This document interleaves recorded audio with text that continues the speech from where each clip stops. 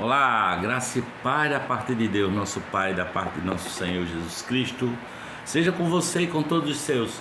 Hoje, trazendo um pouco mais do Talmidinho, passo a passo de Jesus, de René Kivitz.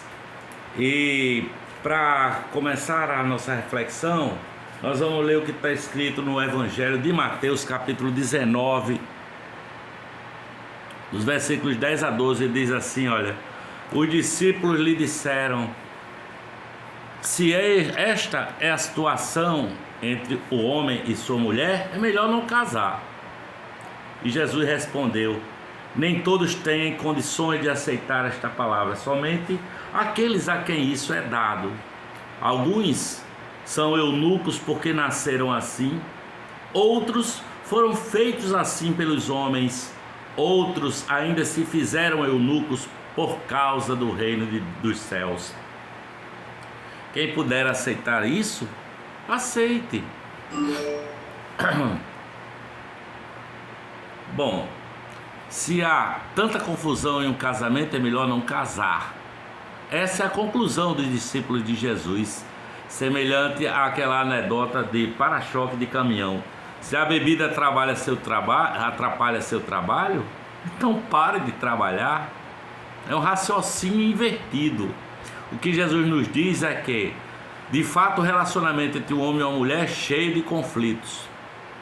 Mas é igualmente verdade que poucas pessoas têm condições de abrir mão dessa experiência do romance, do amor, do sexo, da vida em parceria. Essas raras pessoas são chamadas por Jesus de eunucos, em referência aos guardas dos haréns orientais que eram castrados. Jesus afirma que há 3 tipos de eunucos, isto é, pessoas que abrem mão da prática do sexo, aos que nasceram assim, ou seja, o desinteresse sexual é a sua condição natural desde que se conhece por gente, aos que foram feitos assim pelos homens, isto é, foram vítimas de algum tipo de violência, desde abuso, a mutilação e a castração. E há os que voluntariamente optaram pela castidade por causa do reino dos céus. A relação de uma só carne, que implica necessariamente a prática do sexo entre um homem e uma mulher, é conflituosa. E Jesus sabe disso, mas ele sabe que viver fora dessa relação, reprimindo, mascarando ou fazendo vistas grossas a esse apelo natural do ser humano é algo para poucos. Poucas pessoas conseguem viver sem isso. Quem tem ouvidos para ouvir, é o que diz Jesus, que ouça. Quem tem condições de assumir, que assuma. Os talmidins de Jesus vivem sob o sagrado encargo de redimir a relação conjugal, santificar a prática do sexo e demonstrar que na mais íntima das relações humanas, a saber, a conjugalidade, o amor prevalece e promove beleza, prazer, saúde e satisfação mútua. Mateus capítulo 19, versículos 13 e 15. Depois trouxeram crianças a Jesus para que lhes impusesse as mãos e orasse por elas. Mas os discípulos os repreendiam. Então Jesus disse: deixem vir a mim as crianças e não as impeçam, pois o reino dos céus pertence aos que são semelhantes a elas. Depois de lhes impor as mãos, partiu dali. Aí a gente fica imaginando que a vida de Jesus e de seus discípulos devia ser bastante agitada, não é não? Trabalho intenso, multidões em volta, milagres por realizar, um monte de gente sofrendo e querendo alguma bênção de Jesus. Não havia espaço para tranquilidade ou para pausas. Jesus estava em marcha, sinalizando o reino de Deus, fazendo a vontade de seu Pai. E os discípulos estavam sempre presentes, dispostos a aprender, a absorver o máximo de ensinamentos do seu mestre, tentando servi-lo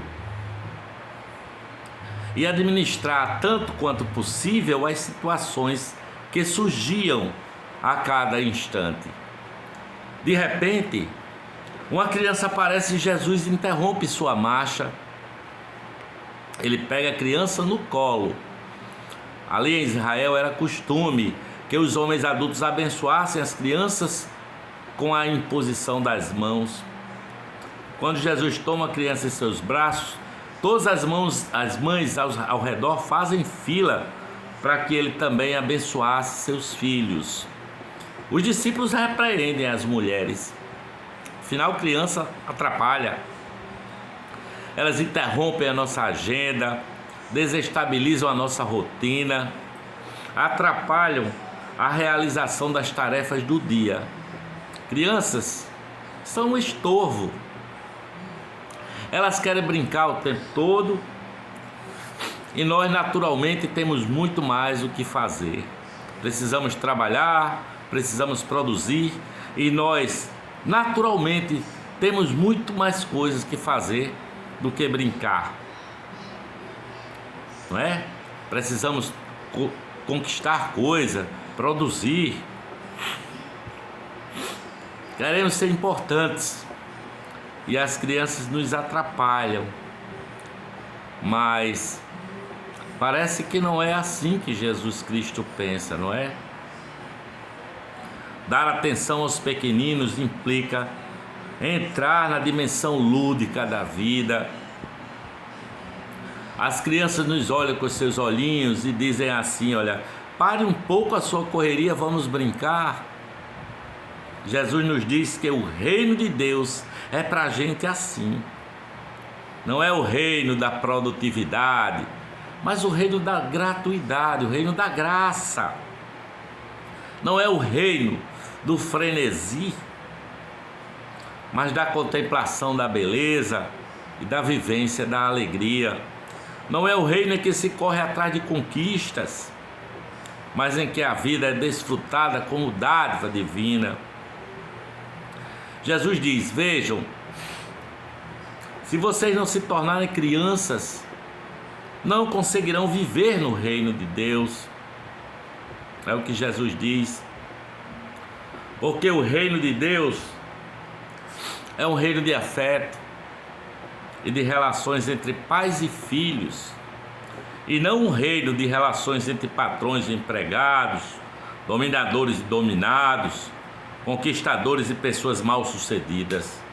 O reino de Deus é um reino de relações afetivas, em que as crianças, em sua dimensão lúdica, em sua ingenuidade, conseguem experimentar isso, talvez com mais profundidade. Peça a Deus um coração de criança, pois delas é o reino dos céus. Essa é a palavra que eu trouxe para vocês hoje do Talmidinho Passo a Passo de Jesus, de Ed René Kvitz. Se você não está inscrito aqui no nosso canal, se inscreva, ative o sininho das notificações, dê curtidas, comente e compartilhe para que o bom perfume de Jesus se espalhe por esse mundo afora. Se espalhe por esse mundo afora. Trouxeram crianças a Jesus para que ele lhes impusesse as mãos e orasse por elas. Mas os discípulos os repreendiam e então disse Jesus: deixem vir a mim as crianças e não as impeçam, pois o reino dos céus pertence aos que são semelhantes a elas. Depois de lhes impor as mãos, partiu dali. Que palavra maravilhosa, que palavra consoladora. Esse é o evangelho do reino de Deus. É o reino de graça, é o reino da graça inefável, da graça que é favor imerecido. É o reino daqueles que se doam, que se entregam e que amam o próximo assim como Jesus nos amou. Ele disse: um mandamento eu vos deixo: amai-vos uns aos outros, assim como eu vos amei. Às vezes eu saio com minhas netas, né? Com Anauá, que é a minha neta mais já mocinha, Odara, que é minha netinha de 8 anos, e Flora, que é a minha netinha de 5 anos, que agora está morando em Minas Gerais, em Uberlândia.